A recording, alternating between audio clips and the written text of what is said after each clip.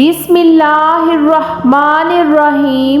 अस्सलाम वालेकुम प्यारे दोस्तों, हजूर नबी करीम सल्लल्लाहु अलैहि वसल्लम के प्यारे चचा हज़रत हमज़ा रज़ियल्लाहु ताला अन्हा की नमाज जनाजा 70 मरतबा क्यों पढ़ाई गई थी? हज़रत हमज़ा बिन अब्दुल मुत्तलिब रज़ियल्लाहु ताला अन्हो को किसने शहीद किया और आप रज़ियल्लाहु ताला अन्हा का कलेजा किसने चबाया था जब हजूर नबी करीम सल्लल्लाहु अलैहि वसल्लम ने हज़रत हमज़ा रज़ियल्लाहु ताला अन्हो की लाश देखी जो बुरी तरह मुबारक अज़ा को काट कर मसख कर दी गई थी, तो क्या कसम खाई थी? हज़रत हमज़ा रज़ियल्लाहु ताला अन्हो की कब्र अनवर कहाँ वाक़िए है? प्यारे दोस्तों, यही हमारी आज की वीडियो का मौजू है। आपसे गुजारिश है कि वीडियो को आखिर तक ज़रूर देखिएगा।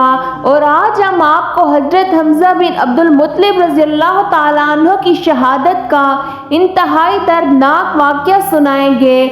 नाज़रीन, माह शवाल सन 3 हिजरी में गज़वा ओहद पेश आया। गज़वा ओहद में मुसलमानों के लश्कर की क़यादत हजूर नबी करीम सल्लल्लाहु अलैहि वसल्लम फरमा रहे थे और सहाबा कराम की तादाद तकरीबन 700 थी और कुफार दुश्मन की क़यादत अबू सुफियान कर रहे थे और मुशरिकीन की तादाद तकरीबन 3000 थी। हजूर नबी करीम सल्लल्लाहु अलैहि वसल्लम ने पहाड़ी पर 50 तीर अंदाज को ये जिम्मेदारी सौंपी कि वो वहाँ से हरगिज न हटें जब तक उन्हें हुक्म न मिले।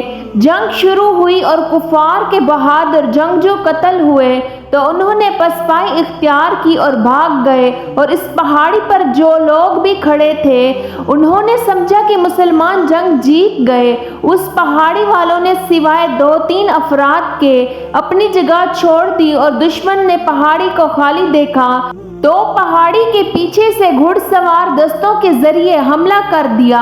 प्यारे दोस्तों, इस दस्ते के सलार हजरत खालिद बिन वलीद रज़ियल्लाहु ताला अन्हो थे जो उस वक्त तक मुसलमान नहीं हुए थे जबकि पैदल फौज भी वापस पलट आई। यूं जंग का पांसा पलट गया। मैदान जंग में हजरत हमज़ा रज़ियल्लाहु ताला अन्हो जिस जानिब निकलते दुश्मन की सफ उलट देते। वो दोनों हाथों में तलवार लिए मह पैकार थे। अरताब बिन शर्जील को कत्ल करने के बाद सबा बिन अब्दुल अजीज गिबशानी उनके सामने आया। ये शख्स बड़ा बहादुर था और अबू नियार की कुनियत से मारूफ था। हजरत हमज़ा रज़ियल्लाहु ताला अन्हो ने उसे पुकार कर कहा, ओ अनमार के बेटे, कहाँ जाता है? इधर आ, जरा 2-2 हाथ कर ले। ये सुनकर वो भी हनकारता हुआ आपकी जानिब बढ़ा।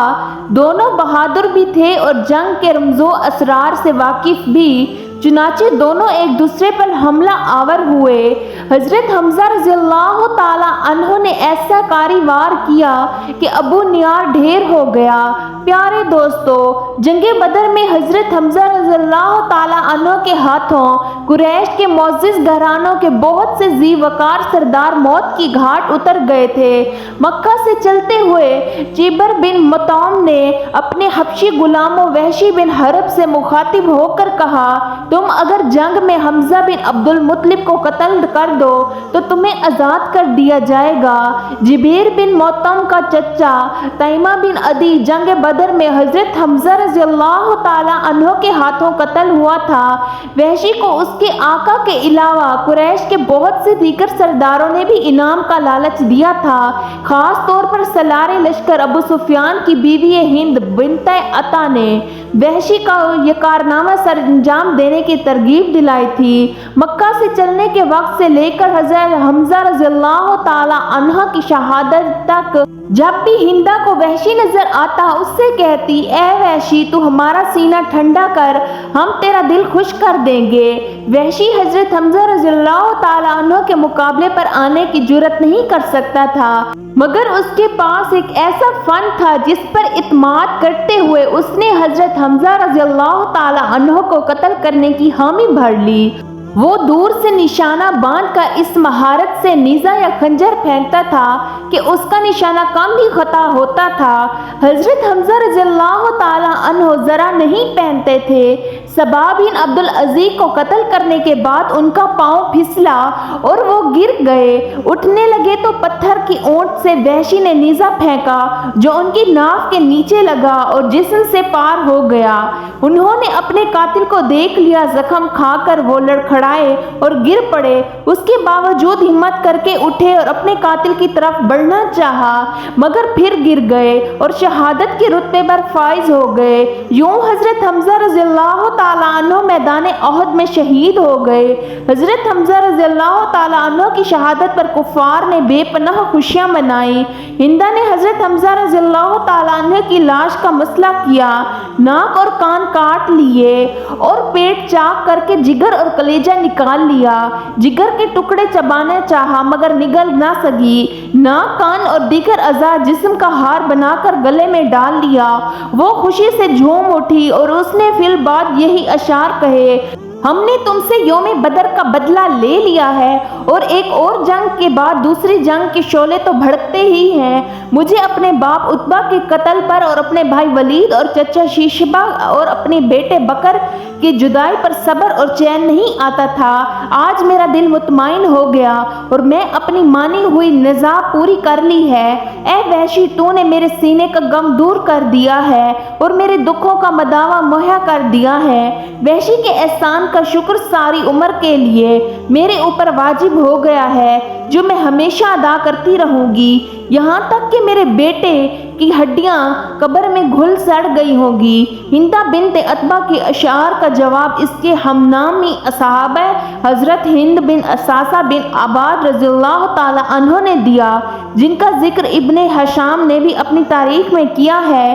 ان اشعار میں سے پہلا شعر یہ ہے: تو بدر میں بھی ذلیل و رسوا ہوئی اور بدر کے بعد بھی تو ذلت ہی ذلت تیرا مقدر ہے۔ اے بہت غیبت کرنے والی بڑے کافر کی بیٹی! حضرت حمزہ رضی اللہ تعالیٰ عنہ کی شہادت تاریخ انسانی کی ان واقعات میں سے ہے جن کو کبھی فراموش نہیں کیا جا سکتا۔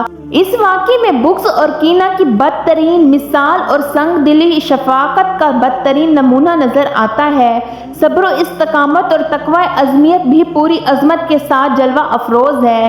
جنگ کے بعد جب حضور نبی کریم صلی اللہ علیہ وسلم نے اپنے پیارے چچا کی لاش کے ٹکڑے میدان میں بکھرے ہوئے دیکھے تو آپ کی آنکھوں میں آنسو آ گئے۔ پھرتے غم سے آپ ایسے بے قرار ہوئے کہ تمام صحابہ بھی رونے لگے۔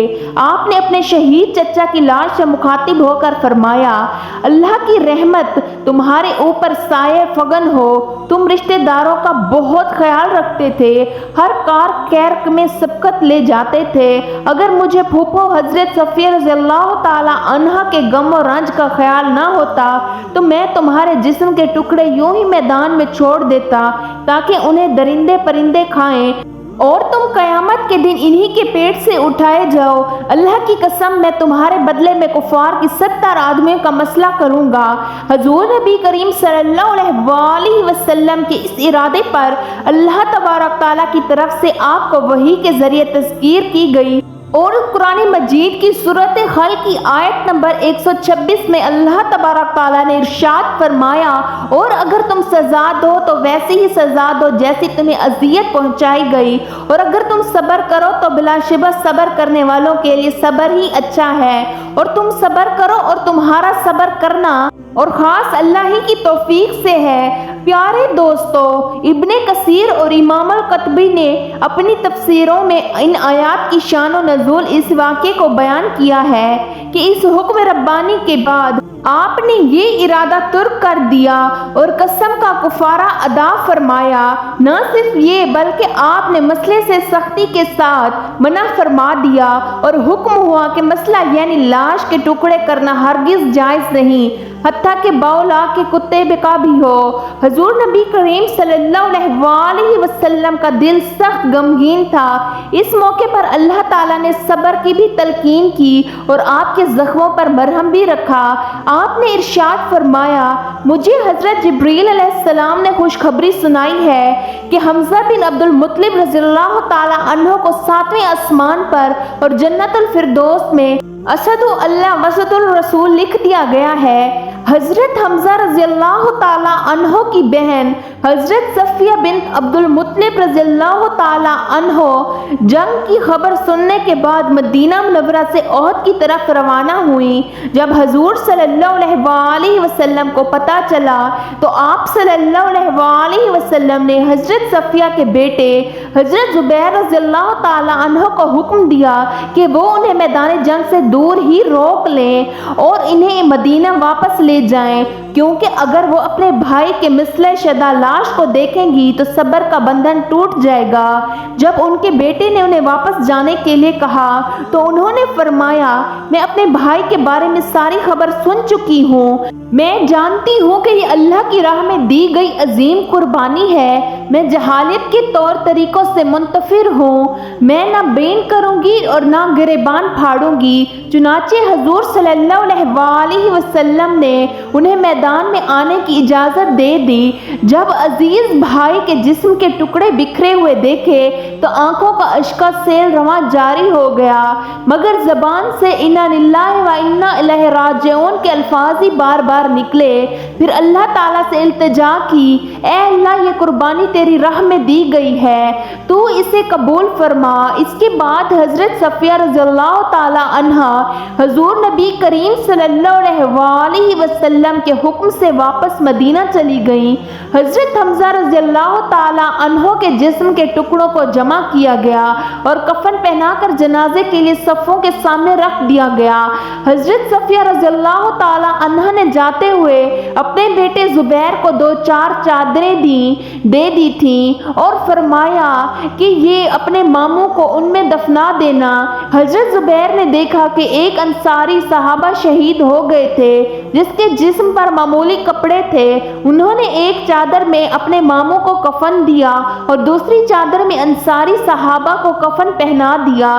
ایک روایت کے مطابق سب شہداء کا جنازہ ایک ساتھ ہی پڑھا گیا، جبکہ ایک دوسری روایت میں بیان کیا گیا ہے کہ حضور پاک صلی اللہ علیہ وسلم سے پہلے حضرت حمزہ رضی اللہ تعالیٰ عنہ کا جنازہ پڑھایا، پھر ہر شہید کو باری باری لایا جاتا اور حضرت حمزہ رضی اللہ تعالیٰ عنہ کے سامنے رکھ دیا جاتا اور ان کا نماز جنازہ حضور پاک صلی اللہ علیہ وسلم کی اقتداء میں پڑھائی جاتی۔ اسی طرح حضرت حمزہ رضی اللہ تعالیٰ عنہ کا جنازہ 70 مرتبہ پڑھایا گیا۔